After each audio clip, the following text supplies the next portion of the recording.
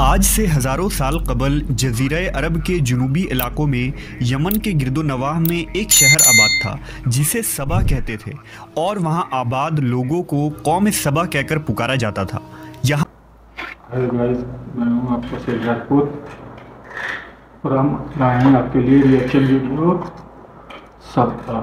بلقیس ایک بادشاہ، ایک کنگ سمجھ لو، ایک بادشاہ تھی، شہزادی کے لو، بادشاہ کے لو، یمن کی، اور سلیمان علیہ السلام کی بیوی بھی تھی۔ تو ہم ریئیکشن کریں گے آج ویڈیو پہ، بلقیس کی ویڈیو پہ، جو بادشاہ تھی یمن، بلقیس۔ تو اسٹارٹ کرتے ہیں ویڈیو۔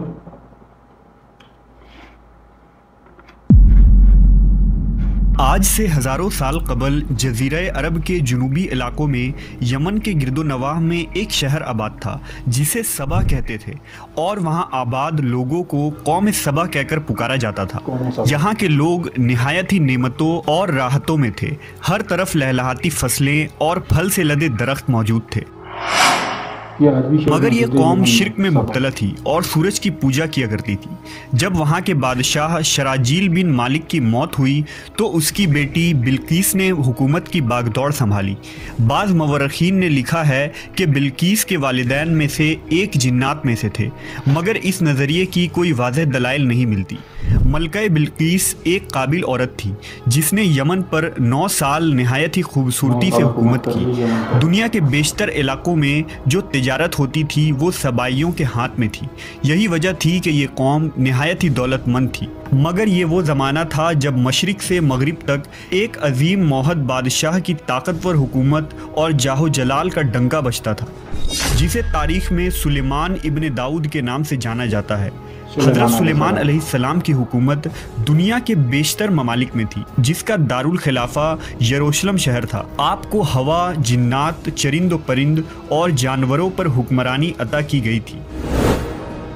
ایک دن کا واقعہ ہے کہ حضرت سلیمان علیہ السلام نے دربار لگایا تو جن و انس، جانور اور پرندے سب کے سب حاضر ہوئے، مگر ان کا چہیتا پرندہ ہدہد غائب تھا۔ آپ نے پوچھا ہدہد کہاں ہے؟ جب وہ نظر نہ آیا تو سلیمان علیہ السلام نے فرمایا اگر وہ اپنی غیر حاضری کی کوئی مناسب وجہ پیش نہ کر سکا تو اسے ذبح کر دیا جائے گا۔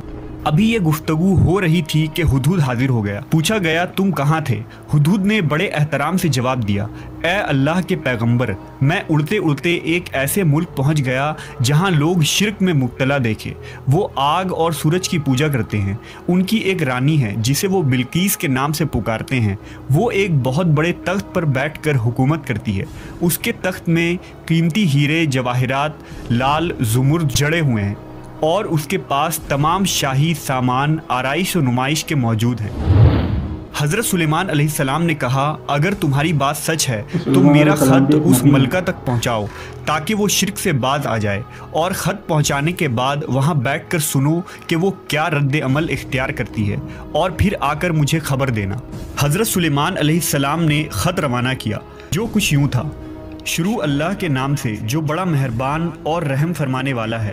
یہ عزت والا خط سلیمان ابن داؤد کی جانب سے ملکہ سبا بلقیس کی طرف ہے۔ جو ہدایت کی پیروی کرے اس کے لیے سلامتی ہے۔ مجھ پر غلبہ کی خواہش نہ کرو، میرے مقابلے میں سرکشی اختیار نہ کرو، بلکہ فرما بردار اور مطیع ہو کر میرے پاس آ جاؤ۔ یہ خط دراصل ملکہ سبا اور اس کی قوم کی طرف دعوت اسلام تھی۔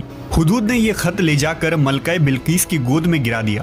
ملکہ کے دربار میں اس وقت 300 کے قریب سردار بیٹھے تھے۔ انہوں نے جب یہ خط پڑھا تو طیش میں آ گئے اور کہا کہ یہ ہماری توہین ہے، ہمیں اس کا سخت جواب دینا چاہیے۔ مگر ملکہ بہت سمجھدار تھی، اس نے انہیں سمجھایا کہ خط سے پتہ چل رہا ہے کہ یہ کوئی عام شخص نہیں، خدا کا کوئی پیغمبر ہے، لہٰذا ہمیں حکمت سے کام لینا چاہیے۔ اس نے کہا کہ میں حضرت سلیمان علیہ السلام کی طرف ایک تحفہ بھیجتی ہوں، اگر انہوں نے قبول کر لیا تو وہ بادشاہ ہے، میں اس سے جنگ کروں گی، لیکن اگر انہوں نے تحفہ قبول نہ کیا تو میں اس کی پیروی کروں گی کیونکہ وہ نبی ہے۔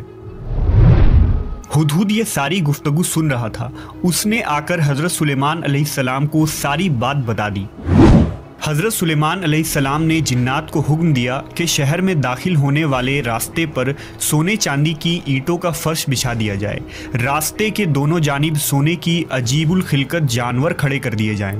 وزراء اور عمال سلطنت کی تمام کرسیوں کو سونے کا کر دیا جائے۔ دربار کو ہیرے جواہرات سے مزین کیا جائے۔ ادھر بلقیس نے حضرت سلیمان علیہ السلام کے لیے تحائف روانہ کیے، جن میں سونے کی اینٹیں، جواہرات، غلام، کنیزیں اور ملکہ کا ایک خط بھی تھا۔ جب یہ تمام تحائف لے کر قاصد حضرت سلیمان علیہ السلام کے دربار میں پہنچے اور انہوں نے یہ سب دیکھا تو شرمندہ ہوئے۔ حضرت سلیمان علیہ السلام نے ملکہ کے قاصدوں سے کہا، کیا تم لوگ مال سے میری مدد کرنا چاہتے ہو؟ مگر دیکھ لو، جو کچھ اللہ نے مجھے دے رکھا ہے وہ اس سے بھی زیادہ ہے جو تمہیں دیا ہے، لہذا تمہارا تحفہ تمہیں مبارک ہو۔ اب تم اپنے تحائف کے ساتھ واپس جاؤ اور اپنی ملکہ سے کہنا کہ ہمارا انتظار کرے، ہم ایک زبردست لشکر لے کر آئیں گے۔ جب یہ خبر ملکہ بلقیس کو پہنچی تو وہ سمجھ گئی کہ واقعی یہ اللہ کے نبی ہے، لہٰذا اس نے جنگ کے بجائے حضرت سلیمان علیہ السلام کے دربار میں حاضر ہو کر اپنی اطاعت کا یقین دلانے کا فیصلہ کیا۔ جب حضرت سلیمان علیہ السلام تک یہ پیغام پہنچا تو آپ نے اپنے درباریوں سے کہا، تم میں سے کون ہے جو ان کے مطیع ہو کر آنے سے پہلے ملکہ کا تخت میرے پاس اٹھا لائے؟ ایک دیو ہیکل جن نے کہا، آپ کے دربار کو برخاست کرنے سے پہلے میں اسے لا سکتا ہوں، میں اس کام کی پوری قوت رکھتا ہوں اور امانت دار بھی ہوں۔ پھر ایک اور شخص جس کے پاس کتاب کا علم تھا، اس نے کہا، میں یہ تخت آپ کو آپ کے پلک جھپکنے سے قبل ہی لا دوں گا۔ پھر حضرت سلیمان علیہ السلام نے اس تخت کو اپنے پاس رکھا ہوا دیکھا تو پکار اٹھے، یہ میرے پروردگار کا فضل ہے تاکہ وہ مجھے آزمائے کہ میں شکر کرتا ہوں یا ناشکری، اور جو شکر کرتا ہے تو اس کا شکر اس کے اپنے ہی لیے مفید ہے، اور اگر کوئی ناشکری کرے تو میرا پروردگار بے نیاز ہے اور اپنی ذات میں بزرگ و برتر ہے۔ مفسرین کے مطابق وہ شخص حضرت سلیمان علیہ السلام کا کوئی دوست تھا جس کا نام آصف ابن برخیہ بتایا جاتا ہے، اور بعض نے لکھا کہ وہ آپ کا خالہ زاد بھائی تھا۔ کہا جاتا ہے کہ اس تخت کی لمبائی 80 ہاتھ، عرض 40 ہاتھ اور اونچائی 30 ہاتھ تھی۔ اس میں موتی، سرخ، یاقوت، سبز زمر جڑے ہوئے تھے۔ حضرت سلیمان علیہ السلام نے اس تخت میں رد و بدل کر دیا اور اسے پہلے سے بھی بہتر بنا دیا۔ جب ملکہ بلقیس حضرت سلیمان علیہ السلام کے دربار میں حاضر ہوئی تو آپ نے پوچھا، کیا تمہارا تخت بھی اسی طرح کا ہے؟ اس نے کہا، یہ تو گویا ہو بہو وہی ہے، اور ہمیں تو پہلے ہی معلوم ہو گیا تھا اور ہم فرما بردار ہو چکے ہیں۔ بلقیس کے آنے سے پہلے حضرت سلیمان علیہ السلام نے ایسی عمارت بنانے کا حکم دیا جس کا فرش شیشے کا ہو، نیچے پانی جاری ہو، پانی میں مچھلیاں اور دوسرے آبی جانور ہو۔